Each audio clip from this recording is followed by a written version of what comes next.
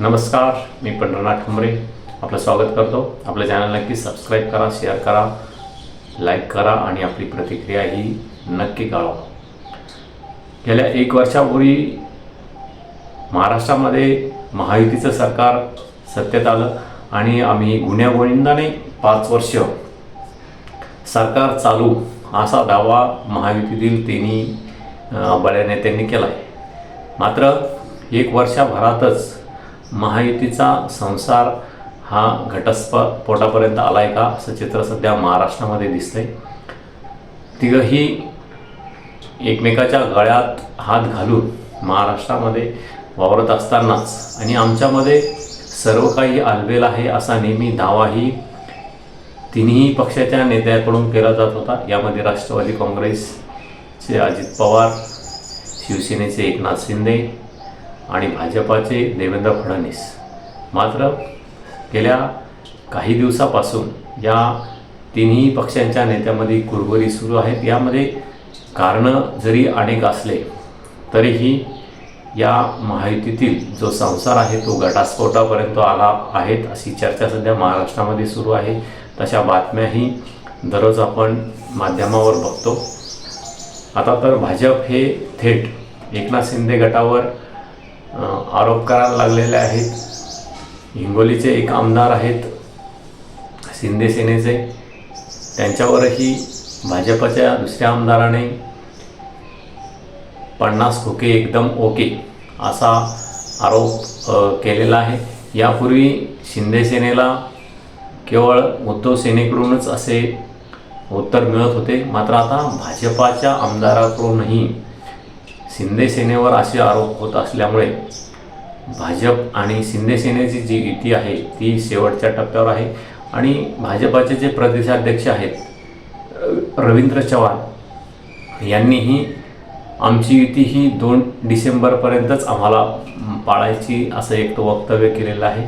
त्यामुळे महाराष्ट्रामध्ये नवीन राजकीय समीकरण होण्याची शक्यता आहे. नवीन मोठा भूकंप ही राजकारणात होण्याची शक्यता आपल्याला येत्या नवीन वर्षामध्ये दिसू शकते. नवीन वर्षात नवीन समीकरणं होत आहेत का हे येणाऱ्या काळात आपल्याला दिसेलच. मात्र त्यासाठी काय नवीन जुळवाजुळव होते याकडे आपण लक्ष ठेवणं आहोतच. मात्र एकनाथ शिंदे यांना काय पर्याय आहे, त्यांच्यासमोर भाजपासोबतच जाण्याशिवाय पर्याय नाही असं दिसतंय.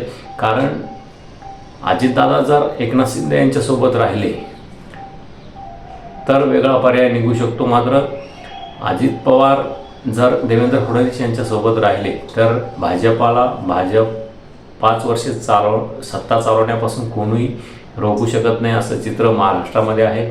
बहुसंख्य बळ जे महाराष्ट्रामध्ये सत्ता चालवण्यासाठी आवश्यक आहे ते भाजपाकडे आहे.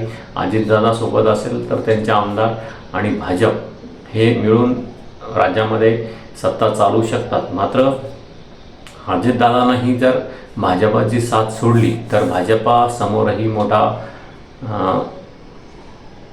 प्रश्न पडू शकतो की आता राज्यामध्ये सत्ता चालवायची कशी, अल्पमतात हे सरकार येऊ शकतं अशी परिस्थिती आहे.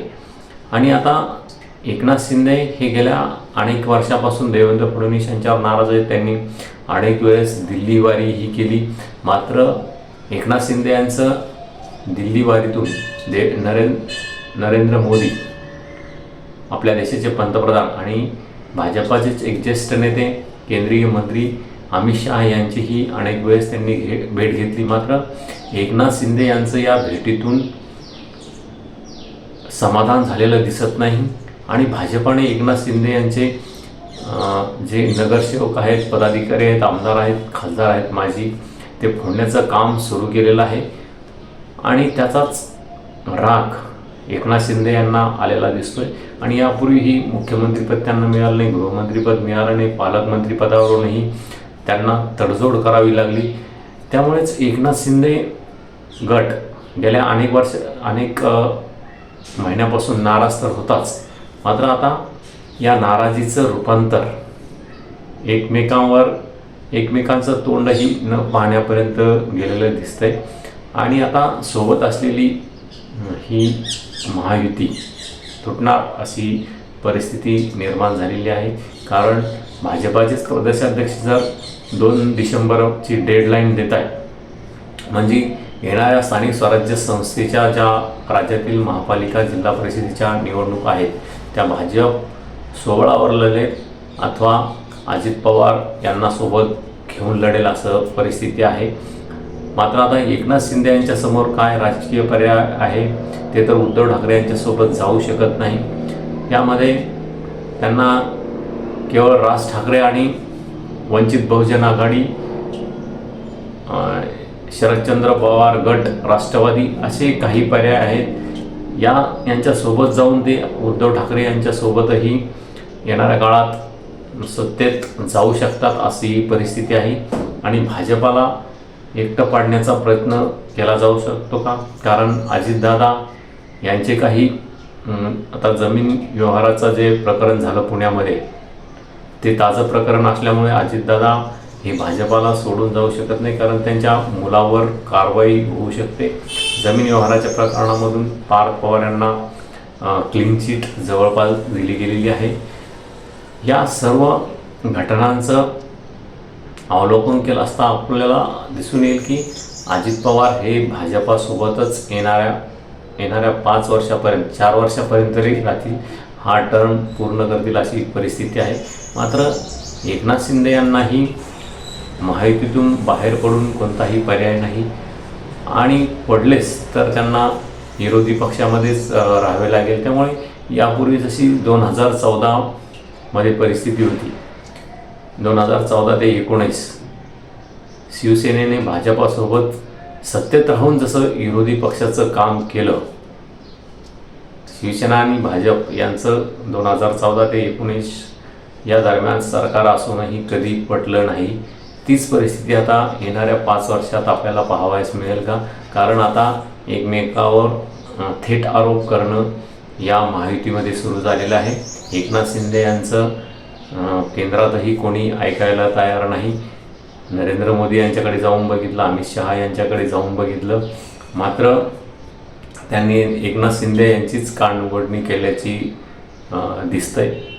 त्यामुळे आता देवेंद्र फडणवीस हेच महाराष्ट्रामध्ये किंगमेकर असतील किंवा त्यांचंच ऐकावं लागेल.